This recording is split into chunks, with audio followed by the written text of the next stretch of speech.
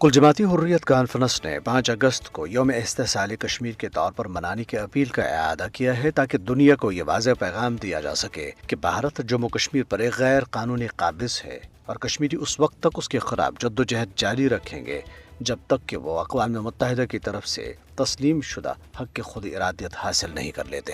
5 اگست کشمیریوں کی تاریخ میں ایک سیاہ دن کے طور پر ہمیشہ یاد رکھا جائے گا۔ 2019 میں اسی روز بھارتی فسطائی حکومت نے آئین کی دفعہ 370 اور 35A کو منسوخ کر کے نہ صرف مقبوضہ جموں کشمیر کی خصوصی حیثیت ختم کی بلکہ اقوام متحدہ کی قراردادوں اور بین الاقوامی قوانین کی بھی صریح خلاف ورزی کی۔ یہ اقدام محض آئینی نہیں بلکہ نظریاتی حملہ تھا جس کا مقصد اسرائیلی طرز پر خطے کے مسلم اکثریتی شناخت کو ختم کرنا اور RSS کے ہندوتو ایجنڈے کو مسلط کرنا تھا۔ حریت کانفرنس کی یہ اپیل کشمیریوں کے ساتھ ساتھ دنیا کو بھی یاد دہانی کراتی ہے کہ بھارت کا کشمیر پر قبضہ غیر قانونی ہے اور کشمیری عوام اس قبضے کو کسی صورت تسلیم نہیں کرتے۔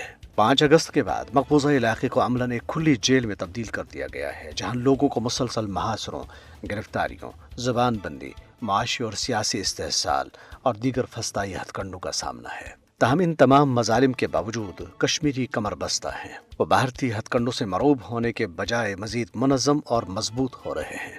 یہ دن کشمیری عوام کی عزم استقلال، قربانیوں اور حق کی خود ارادیت کے لیے غیر متزلزل جدوجہد کا عکاس ہے۔ یہ بات واضح ہے کہ بھارت کی ہندو فسطائی حکومت نے 6 سال پہلے جو آئینی جارحیت کی وہ اس کے وقتی فائدے، نظریاتی تشفی یا انتخابی سیاست کی ضرورت تو ہو سکتی ہے مگر اس سے کشمیریوں کے دلوں سے آزادی کی تڑپ نکالی جا سکی ہے نہ نکالی جا سکتی ہے۔ کشمیری ایسے امتحان بہت بار دے چکے ہیں۔ اب بھارت کا کوئی ظلم، کوئی جارحیت ان کے سفری آزادی کو روک نہیں سکتی۔ وہ منزل کو ضرور پالیں گے کیونکہ اس کی بیش بہا قیمت وہ ادا کر چکے ہیں۔